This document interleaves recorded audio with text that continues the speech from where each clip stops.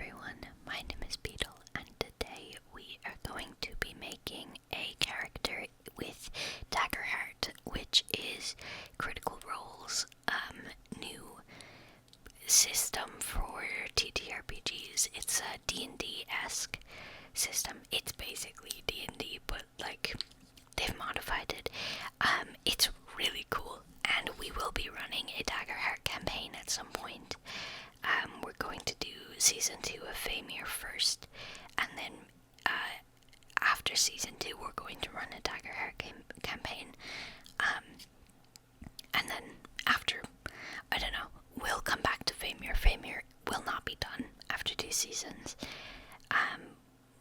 but yeah, I'm really excited about playing Daggerheart, like really excited. So we've all pretty much, we're all pretty excited about it, so we've all decided that, yeah, we'll take a break between Fameir seasons, and I'm really excited for all of it, and this is mainly a video to promote Fameir, just a little bit more, I guess, because I'm really proud of it, and I had a lot of fun writing it all, making it all with everyone, and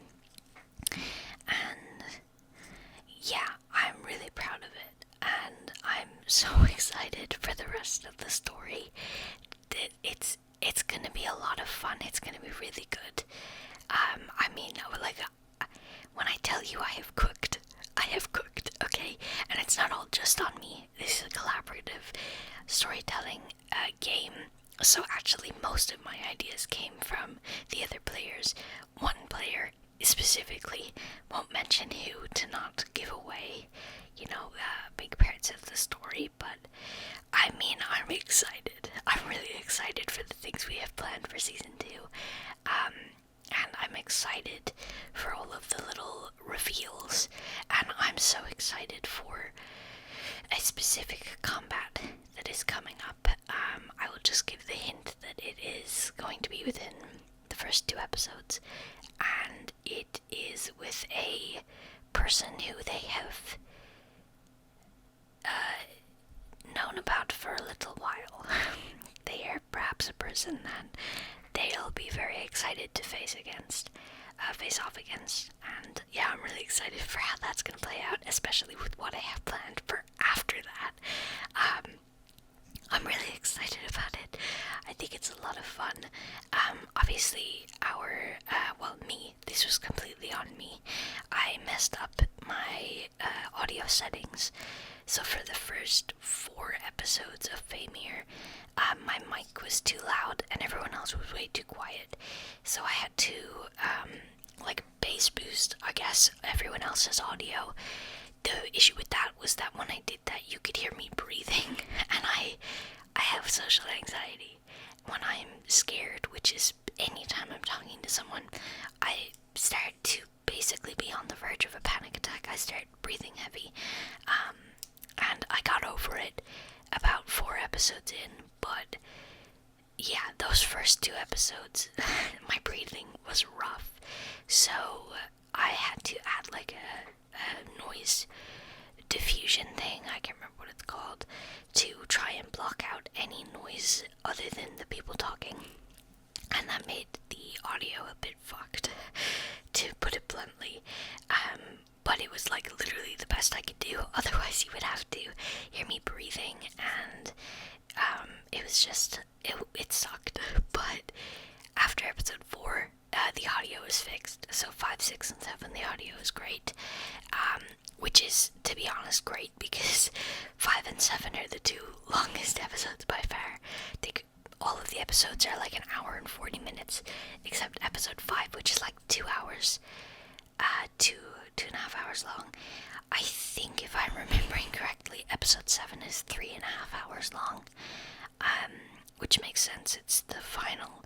It's where they meet the person who's been doing everything with them, the big, climactic finale. But yeah, basically, so Fameir Season 1 is all out. The schedule right now is kind of, I think once we've recorded like 2 or 3 episodes, I will release Bleakwater Part 1 and Part because that is canon to Fameir. That does take place between seasons. So Bleakwater will be edited and posted, like in a few weeks, and then hopefully season 2 sometime after. The issue is that with what I have planned for season 2, at the very least, there will be 9 episodes plus 3, maybe 2, 3, 4. I'm not really sure. There'll be multiple episodes that are interludes that are showing off something else that I'm also really proud of and really excited to get to play around with. So yeah, it's gonna be long, much longer than season 1, which I think makes sense. This was always kind of, not always, but about halfway through season 1, I kind of realized that, yeah, I want this to be a full big campaign. It's not just gonna be a few sessions. This is gonna be many, many hours where the party gets up to level 10, It's gonna be a big campaign. So obviously, with it being a big campaign, it's going to be very long, and season 1 was kind of the introduction to the world, the characters, and the story. Season 2 is going to build up on all of those characters that have already been introduced, and it's going to tie in the players and the story a lot more. A lot more, connections and stuff are going to be made throughout the season, and I'm very excited about it. I'm really, really excited about it.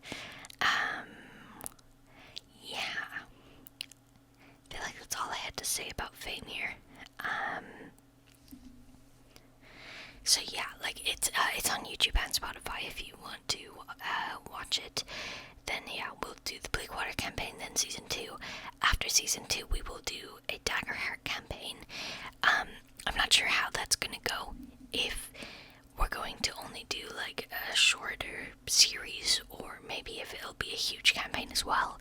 I don't know how many we'll release before we go back to Fameir. I have no idea, because that's very far in the future at this point.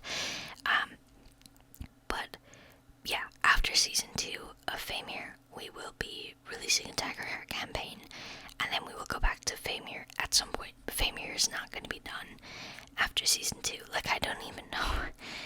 Season 2 is going to be ending on a massive cliffhanger, is all I'm going to tell you. And fuck, I'm so excited about it, guys. I'm really, really excited about it. Which I'm happy about, because I've been having a really bad year. The worst year of my life, I think.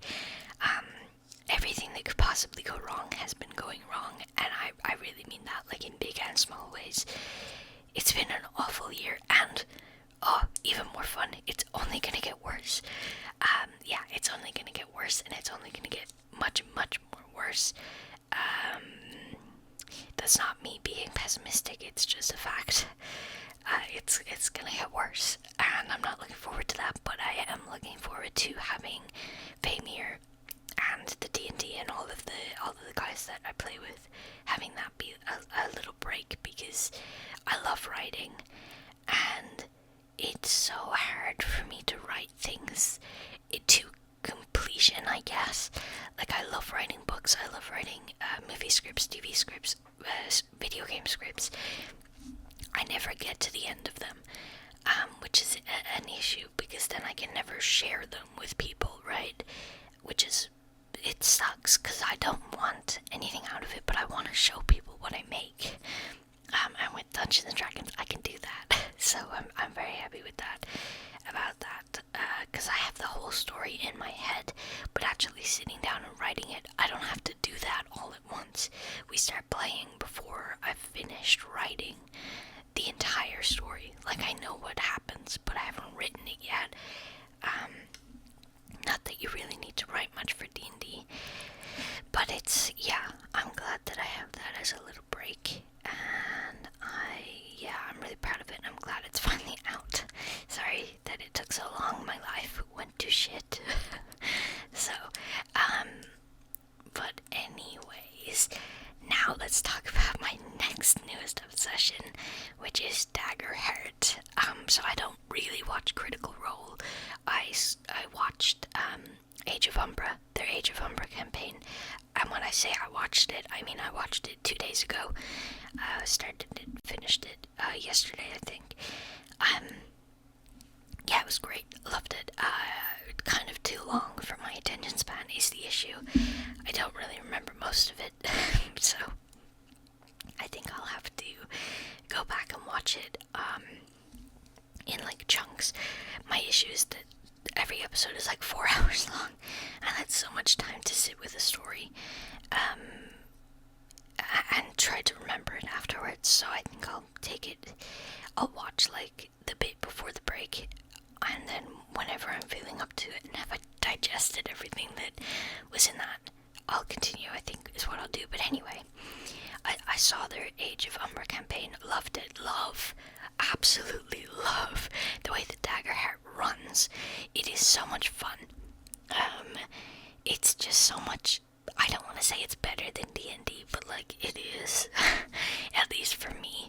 I prefer the narrative focus, the story driven stuff, the character driven stuff, and with Daggerheart it very much is that. Even the combat is more story based. In D&D you roll a d20 and you get your initiative and you go down the line like that when you're in combat. With Daggerheart you kind of just go into combat. Like there's no clear cut, this is combat, this is not combat. You take turns, but you get to choose when you take a turn. So it makes it better, because it's like, if you walk into a room, one person is ahead of everyone. They're obviously, realistically going to be the first one to attack, but in Dungeons & Dragons, they might take the last turn, even though it makes more sense they go first. Or even worse, in a narrative situation where it's like, this guy killed a player's family, that player would absolutely go first in combat. But in D&D, no. Like, you roll a dice, you might go first, but the dice is not usually in the favor of a story like that. So with Daggerheart you can just be like, yeah, I want to go first. And it's a bit more complicated than that, obviously, but it's really cool. The DM takes a turn whenever you fail a roll, or you roll with fear, which is a mechanic that I don't know that we have time to get into everything, but it's the basic mechanic of the system. Instead of rolling a d20, you roll 2 d12s. One is a hope dice and one is a fear dice. If you roll like with fear, meaning the fear dice is higher, then the DM gets a point of fear, which is something that the DM can spend to do cool things, like forcing the turn away from the players and taking the turn themselves. Hope gives hope to the players, and that's a thing that the players can spend to do cool stuff as well. And yeah, when the players roll with fear, it goes over to the DM. So that's the whole narrative side of it, and I love it. And I'm so excited with what I've been building for the campaign, because it's very much like, it is actually even more collaborative than Dungeons & Dragons normally is. It kind of all hinges on your collaboration with your players. So I'm making the world as best I can.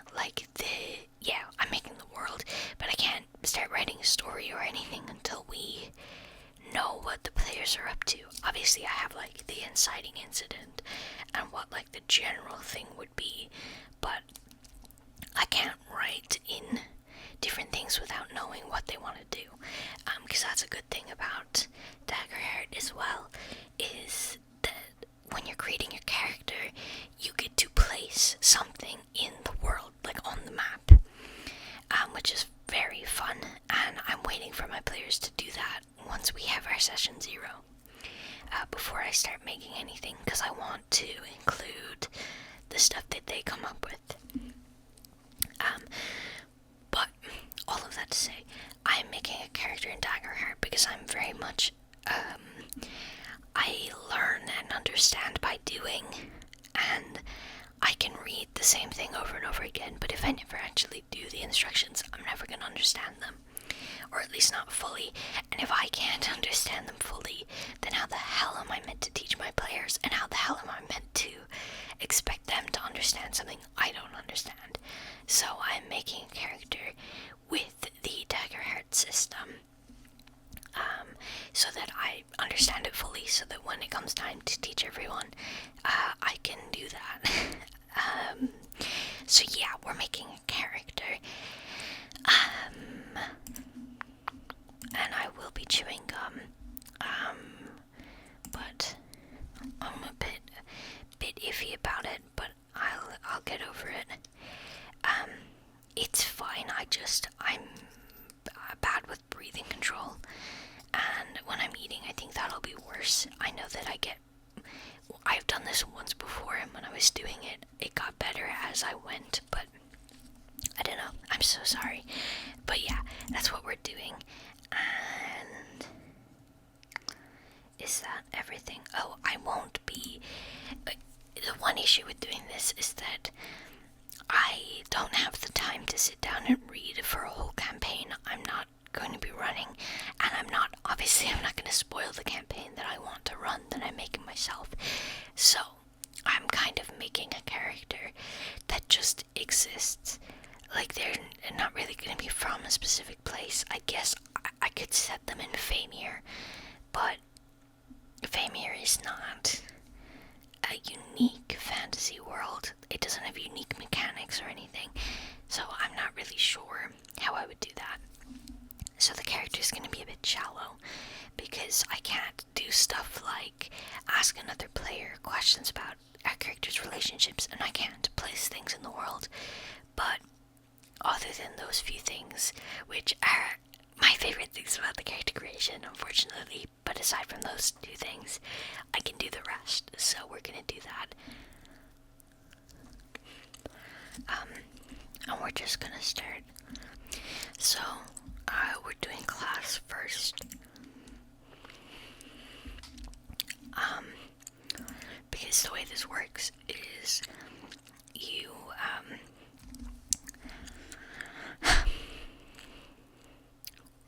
see, now this is the issue. I can't chew and think at the same time. Each class has its own character sheet, so I've got to pick a class first before we can pull up the character sheet. You know what, maybe I lied. Maybe I will set it in my own world. I just won't explain it to you guys.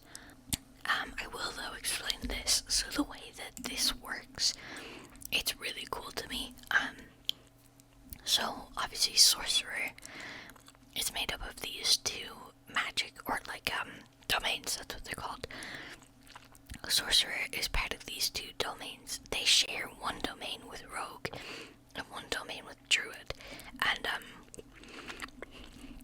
yeah, every class shares a domain with another class, which I think is really cool. So, like, Bard and Wizard share whatever this one is, Bard and Rogue share this one. It works like that. If we go to the next image, these are the domains. I guess let me quickly go through which classes we even have in Daggerheart. So we have Sorcerer, Druid, Ranger, Warrior, Guardian, Seraph, Wizard, Bard, and Rogue. Warrior, Guardian, and Seraph are the new ones. Okay. So domains. Domains are the core themes of each class. The combination of two domains forms the basis for each class's abilities and spells, which you gain from your domain cards. Near the end of character creation, you'll pick your first cards from your chosen class's domains. So we have Arcana. Arcana is the domain of innate and instinctual magic. I'm not going to read all of this, but yeah, that's Arcana. Blade. Blade is the domain of weapon mastery. Then Bone. Bone is the domain of tactics and the body. Codex. Codex is the domain of intense magical study.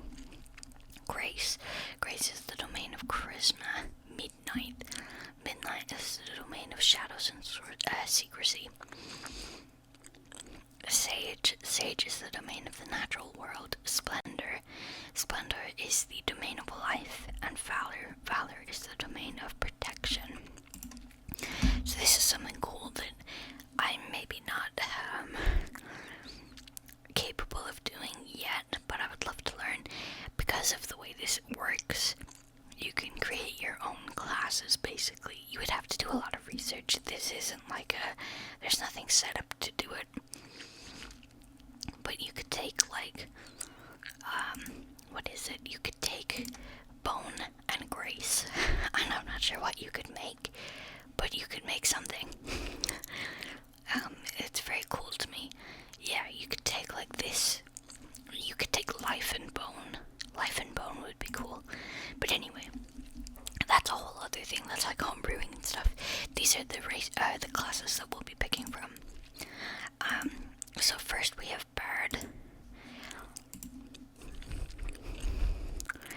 They're the most charismatic people in all the realms. Members of this class are masters of captivation and specialize in a variety of performance types. I think just right off the bat, I kind of already know. I want to be one of the new ones. So Guardian, Seraph. I really want to pick Seraph. I think Seraph is really cool to me. Seraph. Yeah. Seraphs are divine fighters and healers imbued with sacred purpose. A wide array of deities exist within the realms, and thus numerous kinds of seraphs are appointed by these gods. So, with the world I'm creating, gods are kind of weird. So a seraph would be really interesting.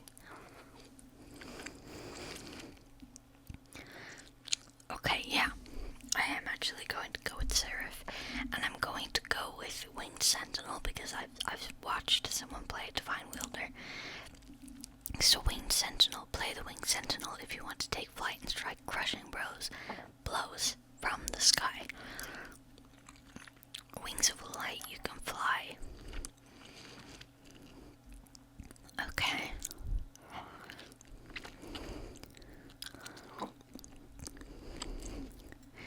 Okay, that's all interesting. So we're going to do, that. So let me pull up my, Daggerheart character sheet.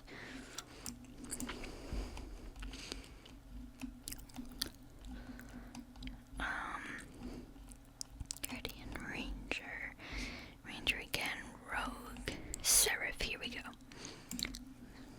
So let me change what you're looking at. Okay. Right, so this is the Seraph character sheet. Let me actually fix this. You kind of can't see all of it. There we go. Whoops. Oh, God.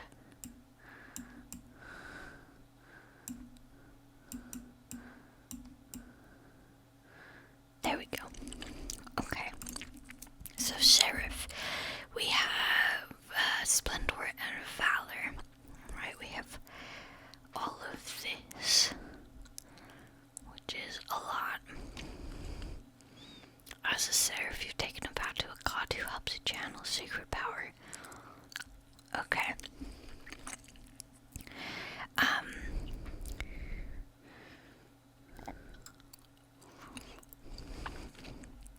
Right now is where I'm kind of lost. Right, I picked my subclass. Do we do race now, or do we do all of this stuff? I think this stuff is once I get other things. Okay. So then we're gonna pick a race. So let me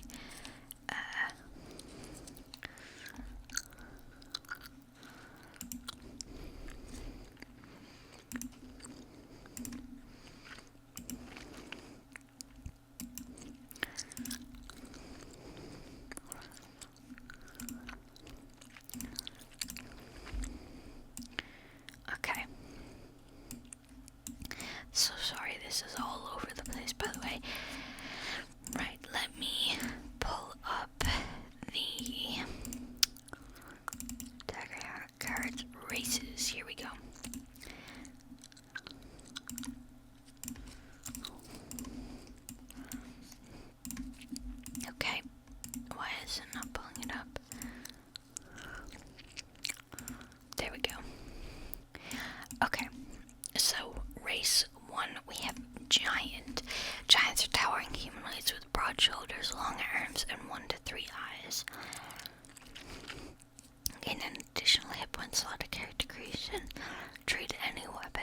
enemy spell or other feature that is melee range, so it is very close range instead. Okay. Goblin. I don't love the smaller races.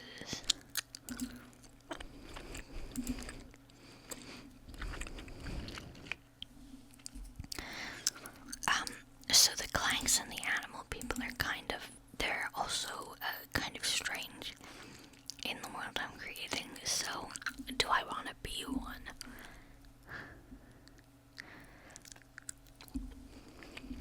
Not really.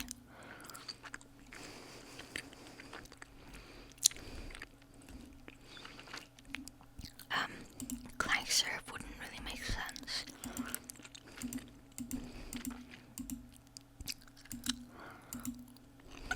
Okay, I have kind of crossed off every race.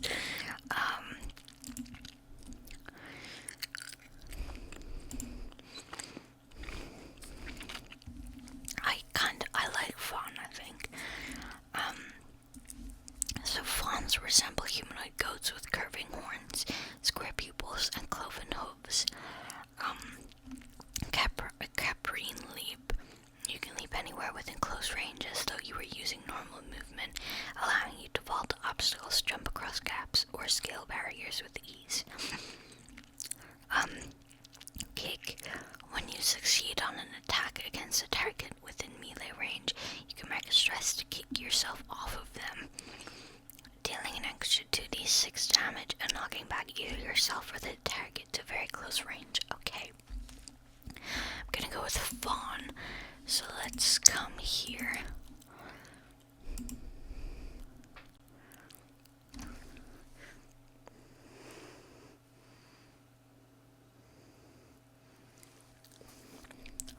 Okay.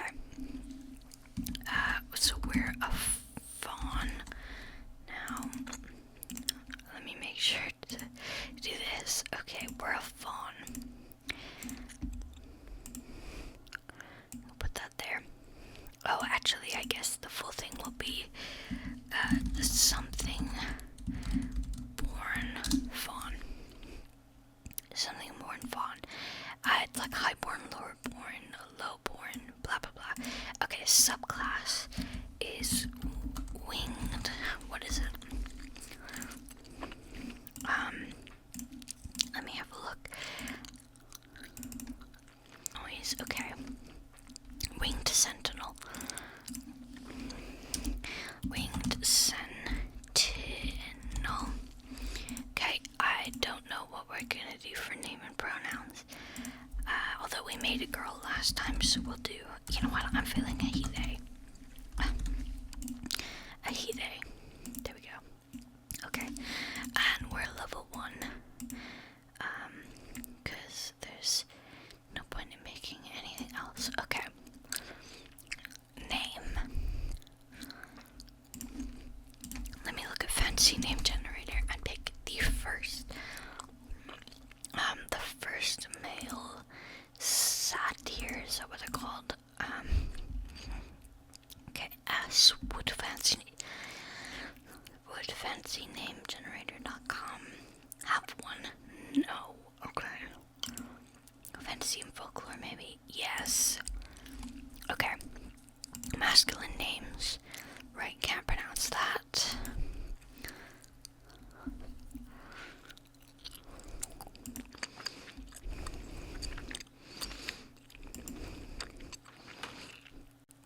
These are all, like, actually awful. My go-to is always elf names. Because they have the most, like, pretty, but, like, I don't know if they make sense, like, you can say them. Okay, I like that. Halfar. Let's come here. Halfar. Halfar the fawn. Yeah. Okay. I really should have had the book up for this. Let me go to character creation. Foundation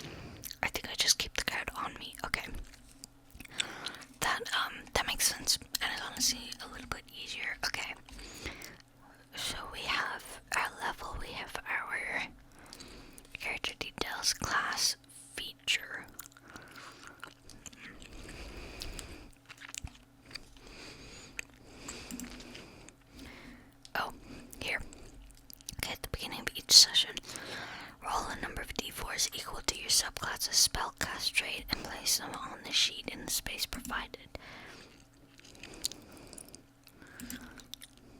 Okay.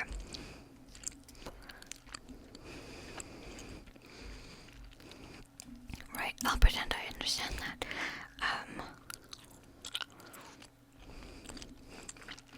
Right, choose your heritage, which I did. Okay. Next we choose our community.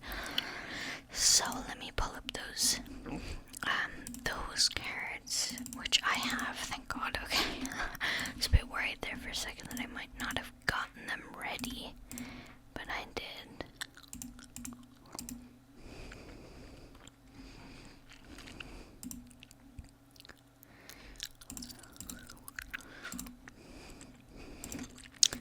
Don't you just love how long it takes for this thing to do anything? There is a button to refresh it, but I can't remember how. There we go. Okay. So, Highborn. Being part of a Highborn community means you're accustomed to a life of elegance, opulence, and prestige. No. Loreborn.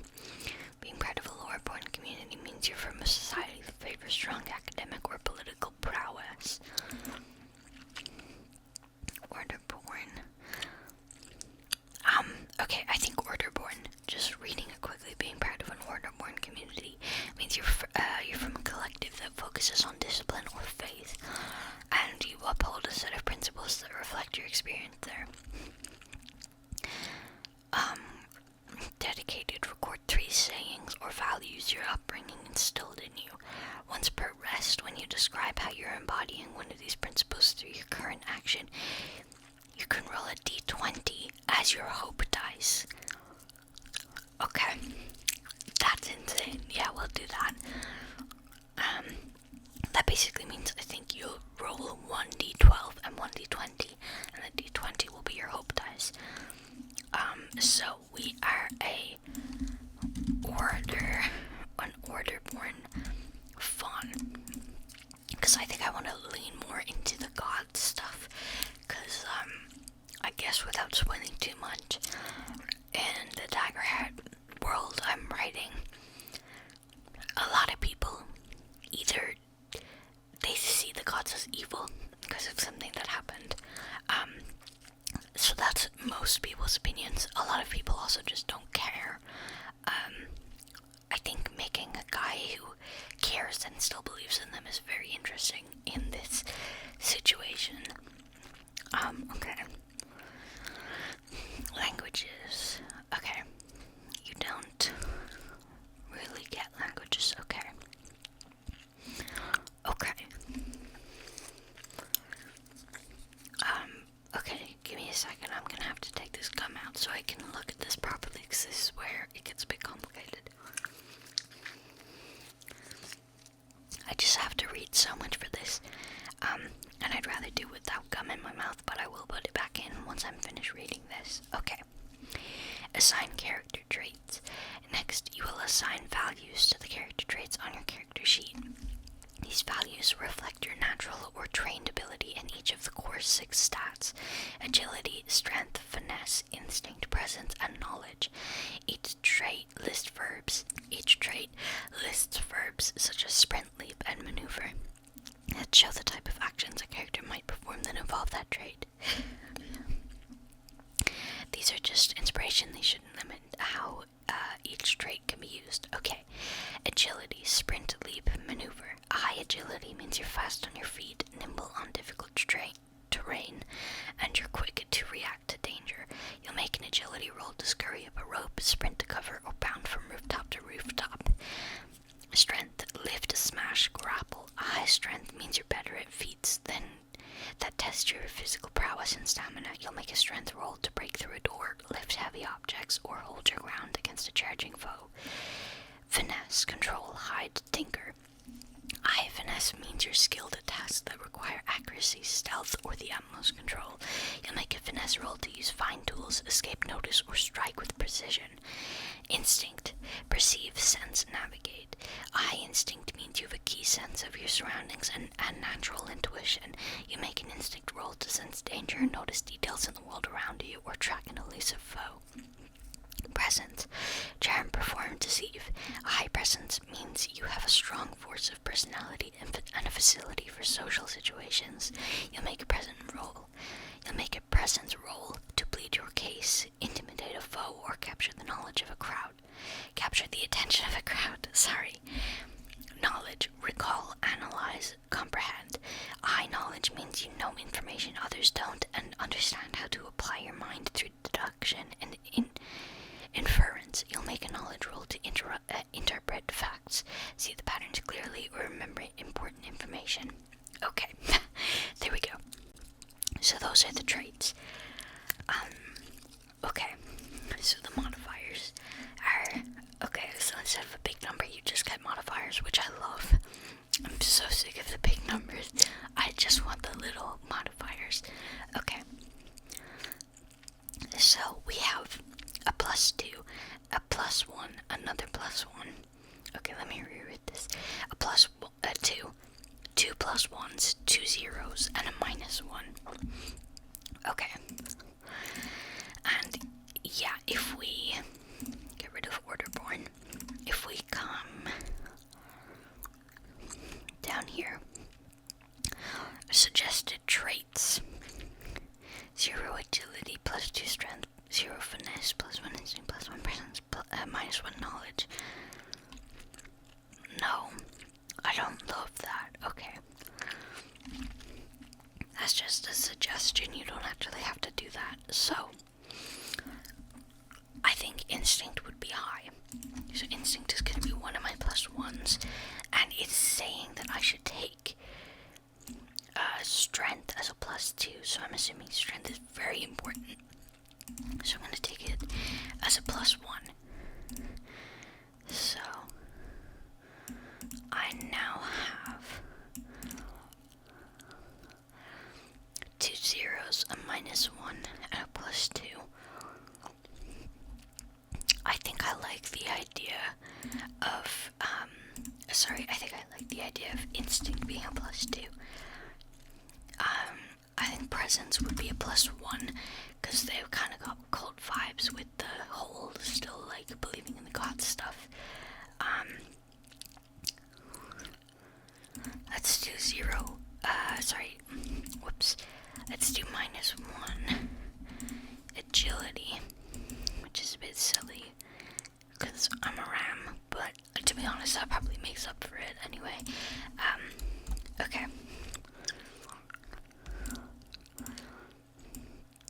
Although, you know what, I'm gonna make presence a 0. I'm gonna make finesse a +1, because I just remember hide is finesse, and I do think in the world that they are from, you gotta be sneaky.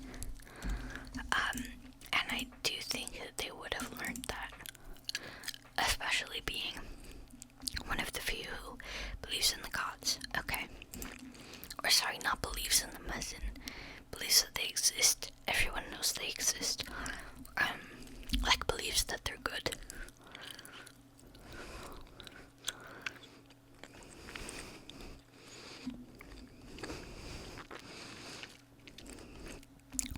Okay. So evasion, your character's evasion reflects how hard it is for adversaries to hit them. So AC. Except not actually, AC is a different thing here. Okay. Start at 9 evasion. Okay, I see that. So we've got 9 in evasion.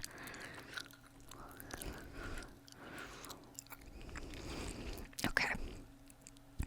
Health and well-being are represented by hit points and stress. Yeah. So I'm gonna explain this with the come out again. Okay. So in Daggerheart, instead of having like 20 health, you have HP points. So these things here, these little things beside HP, and then stress as well kind of applies. So when you take damage, there'll be numbers here. So let's say that for simplicity, this is a 1. No, that doesn't make sense. Let's say for simplicity's sake, a 5 and a 10. If I take less than 5 damage, I take a minor damage, which is 1 hit point, so I mark off 1. If I take major damage, which is above 5, if I take more than 5 damage, that's a major wound, and that is 2 HP marked off. If I get a hit for over 10, that's a severe damage, which is 3 HP.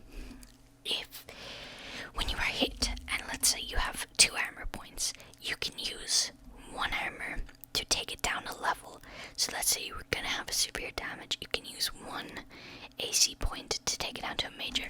And what those like numbers and words represent is your armor being damaged instead of you.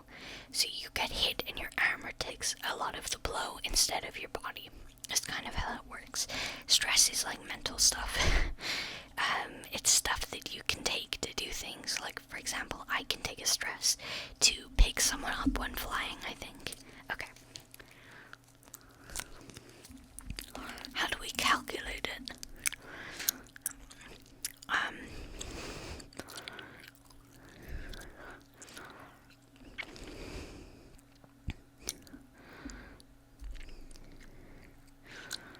Okay.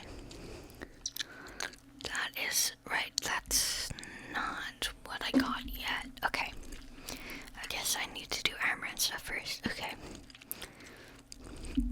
Right, you start with 3 hope. So let me get my pen out. This is much easier with... Okay. Much easier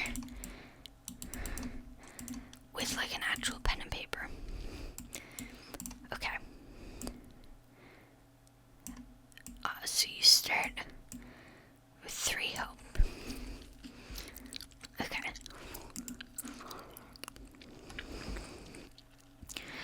Starting equipment, okay.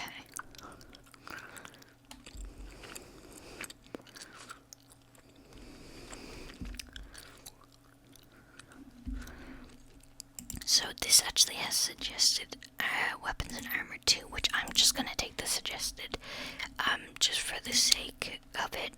I think that'll make things easier. So a hallowed axe. That sounds so cool. Okay. Hallowed axe. I think I'm not taking a secondary weapon. Oh no, I am. A shield. Okay. So strength melee. So that's it. You roll with strength, I guess, and it's range melee. Okay.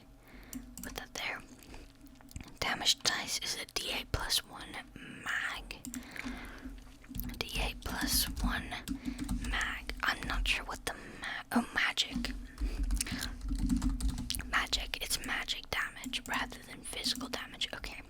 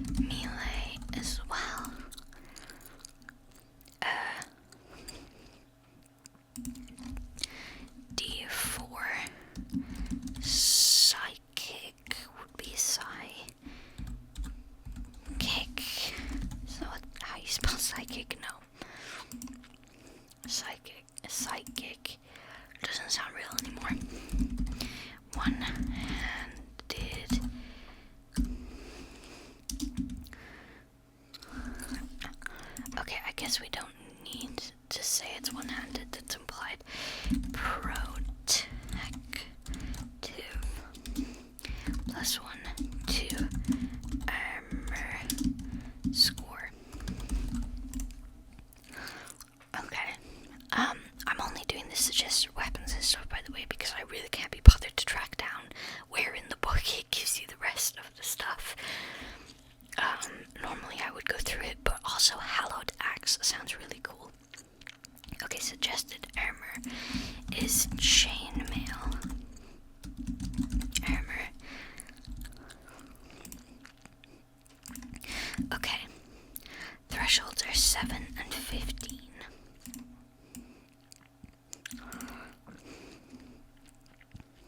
Base score 4. Okay, and then also it's heavy, which means a -1 to evasion. Okay, so our evasion should instead be an 8. Our damages are 7 and 15. And our base score of armor is 4. Okay. Then inventory. Okay. A torch, 50 foot of rope, basic supplies, and a handful of gold. Okay. So handfuls are these. So 1 handful of gold. That makes it easier. And then choose between a minor health potion or a minor stamina. I think because I'm a healer, I'm gonna take a minor stamina potion. Just seems like it makes more sense. Okay, I'll make a new thing, and then a bundle of offerings or a sigil of your god. Let's do a bundle of offerings, because yeah, if you did believe that the gods were still good, you would definitely be giving them many offerings. Okay.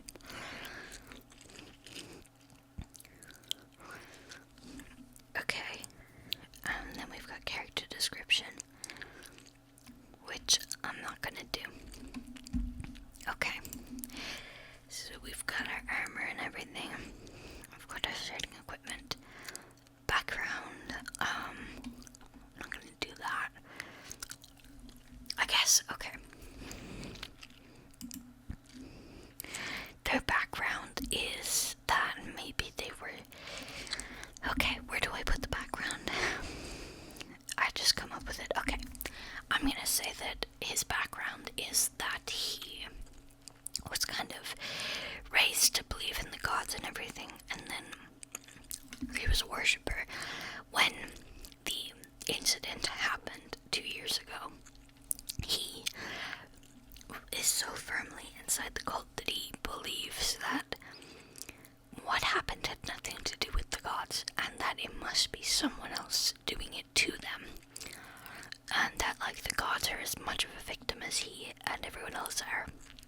So he has set out to try and prove that, despite the warnings from everyone, including his like other half, I guess I'll say. Everyone has said, everyone he cares about has turned away from the gods, and they've all said no, like they've forsaken us, they are the reason all this is happening, and he is like fully determined to prove them wrong. And I think he would very much be like ignoring any signs that maybe he's wrong, that maybe the gods are bad, and maybe they did cause the incident. I think he'd ignore any signs that he might be wrong. He would be just so focused on the idea that he must be right. I think because deep down he can't deal with the idea of, first of all, having spent his entire life worshipping something that hated him, and also he couldn't deal with the idea that if the gods did do this on purpose and have abandoned them, then he has to live with that now. He has to live with the idea that they don't care about them, and that they've abandoned them, and that now that's just how they live. I think that would be his backstory. Very, stubborn. see the signs, doesn't want to think, and his story could either end up being he learns to accept that maybe the gods did do it on purpose, or maybe he's proven right.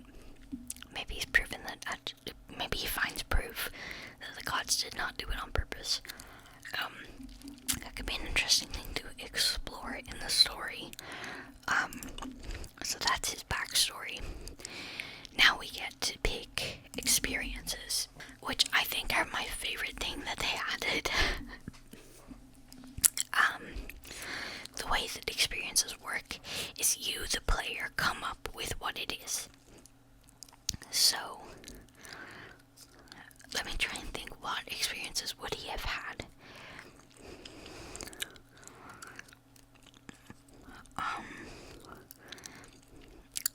And then, of course, you've got to come up with a fun name for it. I think one of the experiences he would have had is he has to memorize prayers a lot. Growing up, he would have to know everything. So I think he'd have a really good memory. Which would help with, like, history rolls, knowledge rolls, stuff like that.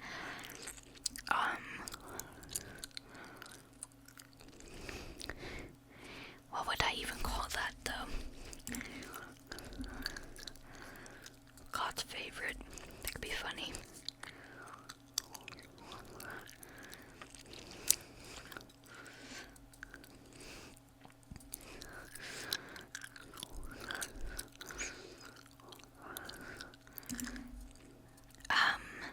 No. See, it's gotta be funny. Well, it does not have to be funny, but I need it to be funny, or like something. It's gotta be self-explanatory. So,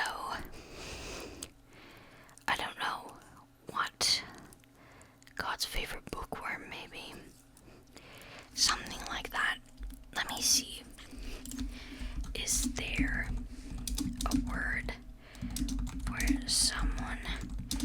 Oh god. Those are not fun. Autocorrects. Especially because 3 of them are the same thing. Okay, is there a word for someone who has very good memory? There is.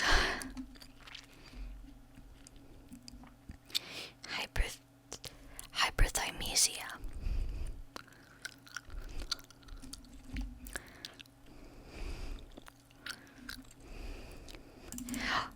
Yeah.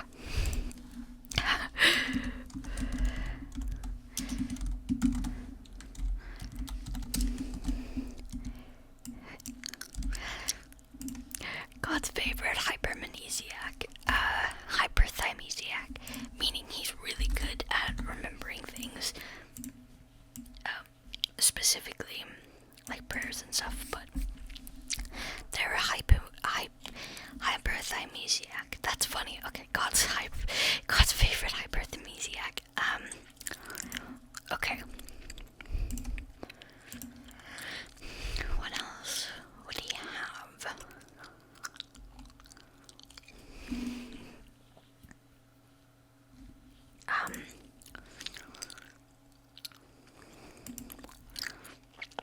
He's like incredibly optimistic, I think. Maybe he's really good.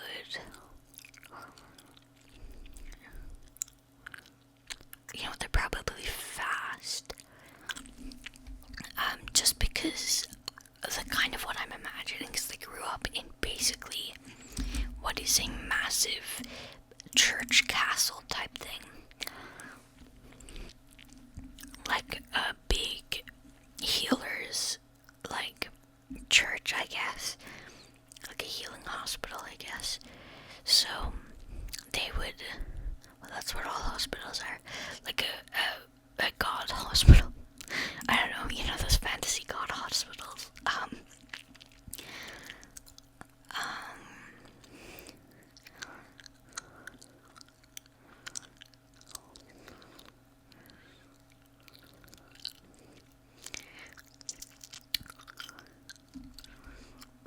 Yeah.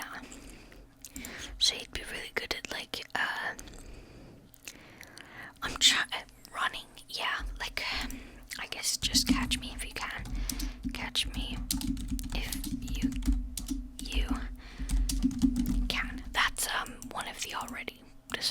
I didn't come up with that. I still fucking love God's favorite hyperthymesiac. That's hilarious. Okay, I feel like that's maybe it. Oh no, it's not. Fuck. Now we pick our domain cards. God, this video is so long. I thought it would be short. Okay. Let me get the domain cards that I get. What am I? My domain is Splendor and Valor. Splendor and Valor. I can't say it. Daggerheart. Classes. Okay. Right, back to the domain cards. What symbols am I looking for? The yellow ones and the orange ones, which is just all of these. Okay, so there's 6 in total that I get to pick from. I pick 2. So let's do that.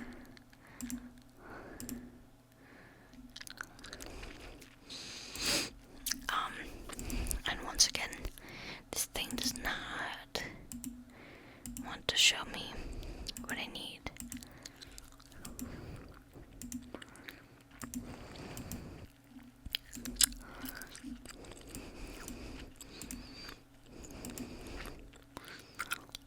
My God, it really takes so long just to register that I've changed the scene.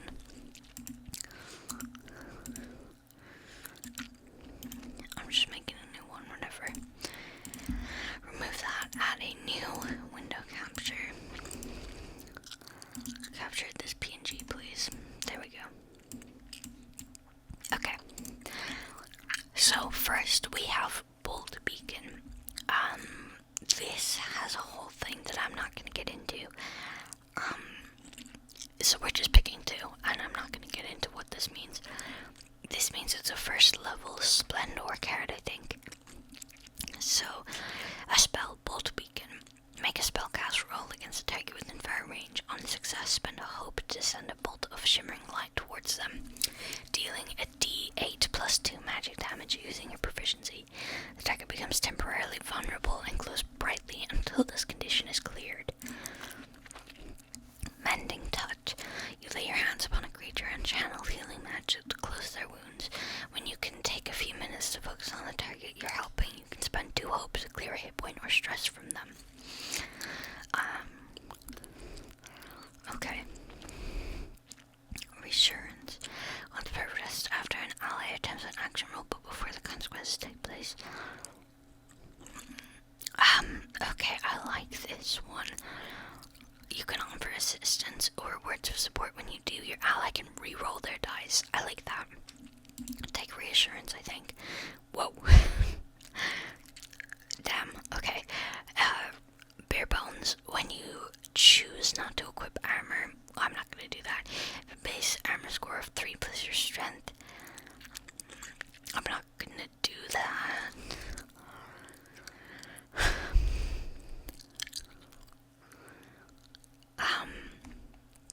I might do that.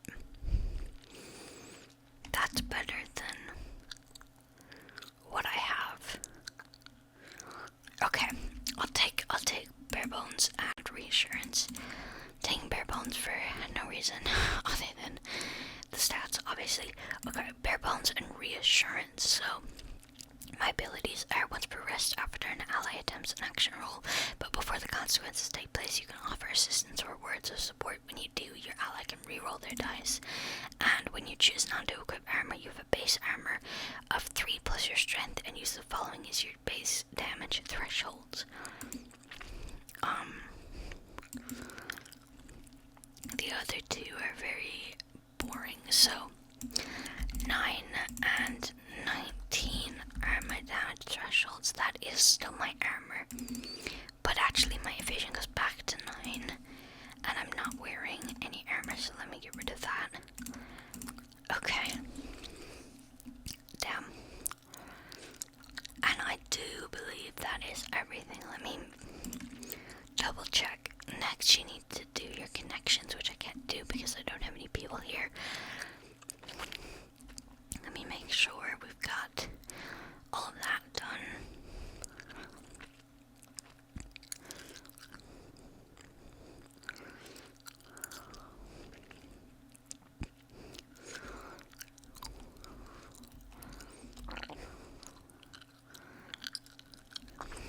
Oh, okay.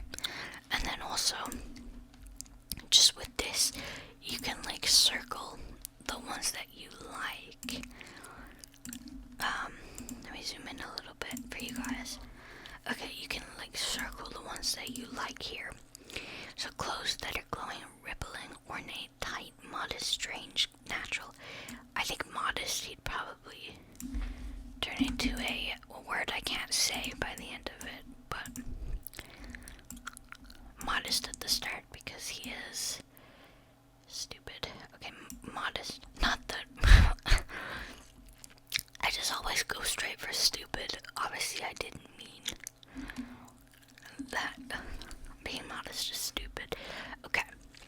Eyes like carnations, earth, endless ocean, fire, ivy, lilacs, night, seafoam, or winter. I really like seafoam. Body that's broad, carved, curvy, lanky, rotund, short, stocky, tall, thin, tiny, toned. I like maybe lanky, and I guess tall and lanky. Skin the color of ashes, clover. Oh, I guess, yeah, sure, there's fantasy races, isn't there? It's like a clover, isn't clover green? Yeah.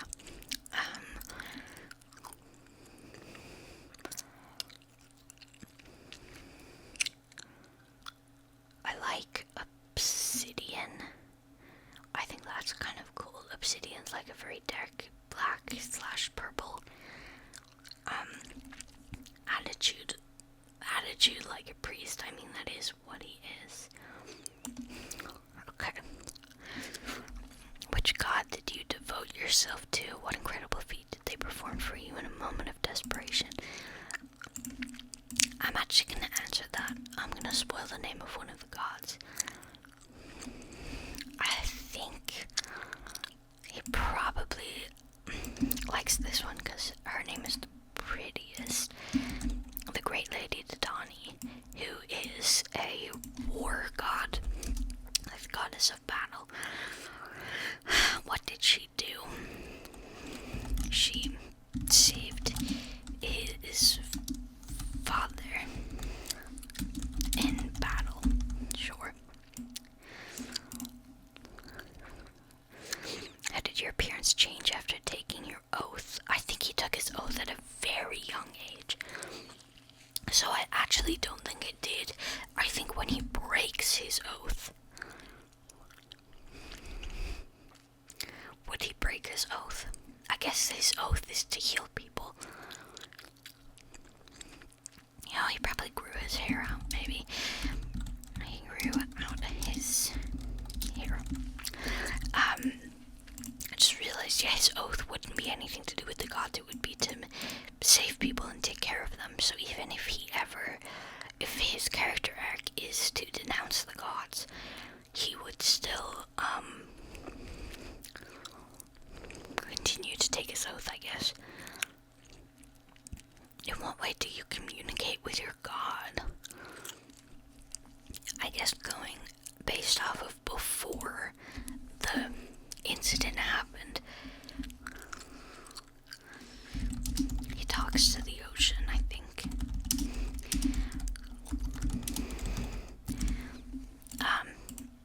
Yeah, I think he talks to the ocean. Okay. Okay, I think that is what I'm going to go with.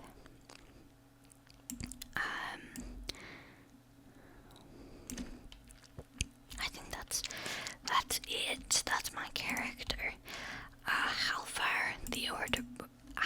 Halfar, the winged sentinel seraph, who is an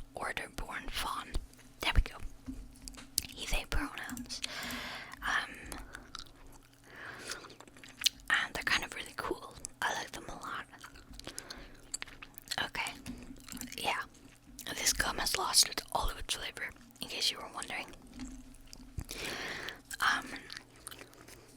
But yeah, that's gonna be it for today's video. I hope you enjoyed watching, and I'll see you in the next one.